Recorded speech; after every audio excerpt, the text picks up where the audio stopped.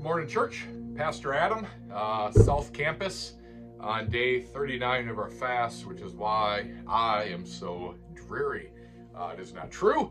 I'm here to overcome, which is the theme of this devotion from Revelation chapter 12, verse 10 and 11, where it says, "And I heard a loud voice in heaven saying, Now the salvation and the power and the kingdom of our God and the authority of his Christ have come. For the accuser of our brothers has been thrown down, who accuses them day and night before our God, and they have overcome him by the blood of the Lamb and the word of their testimony, for they love not their lives even unto death."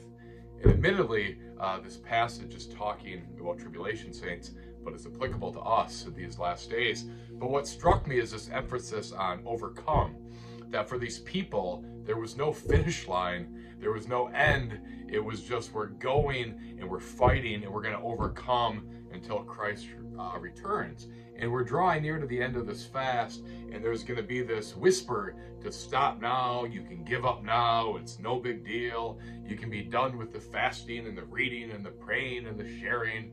And the point is no, we don't stop, and no, you probably shouldn't stop tomorrow. You know, you just develop these spiritual disciplines, we're digging into his word, we're fasting, we're sharing Christ, we don't stop. And the point of this passage is Satan's going to try to get us to stop.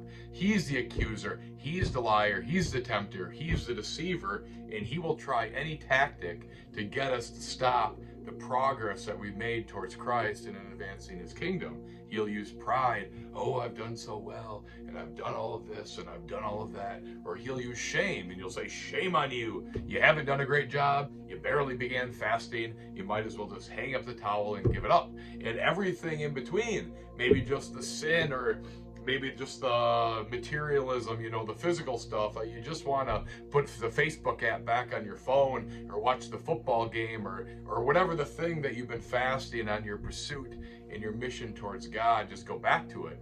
And from this passage, we see the way that these saints overcome this lie and this deception, and how they were able to overcome all the way to glory. And the three ways are blood of the Lamb, and that is that we remember that we are forgiven. So if you're in the condemnation boat, that you are free and that you are forgiven and that you are spotless in his sight, and there is no condemnation for those who are in Christ Jesus, right? And it isn't just that we're free from the penalty of sin, but we remind ourselves that we're free from the power of sin. So we're free from the bondage of this world. We don't have to go back to it just because we want to. We're free. Thank you, Jesus. We're free to continue to pursue you. Second thing, word of their testimony. They were able to conquer the enemy by the word of their testimony. That is, by what God had done in their lives, that they were able to overcome Satan himself. That is, that these saints had seen what God could do in their lives. They had seen it, and they had lived it, and they had a testimony. And D.L. Moody had said, the world has yet to see what God can do with a man wholly consecrated to him. Has yet to see what God could do with such a man.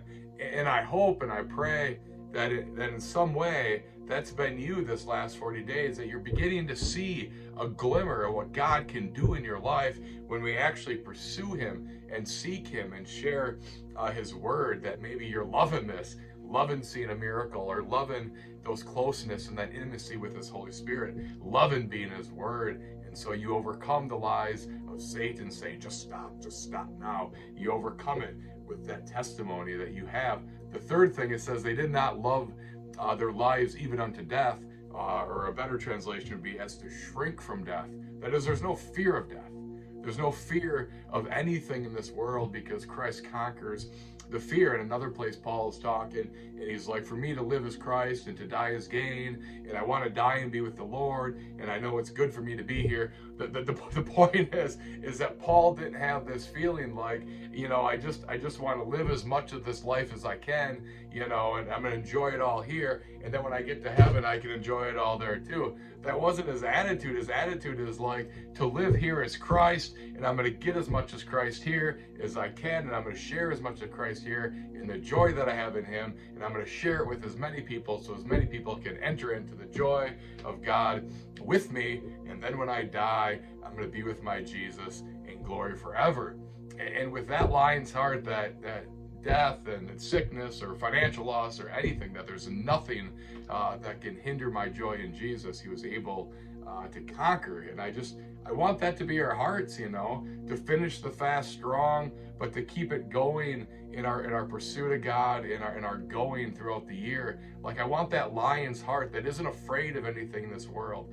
That Lion of Judah, that King Jesus would roar in our hearts, so that we would continue to overcome and continue to be that church. And if we are that church, there's no telling what God could do in us.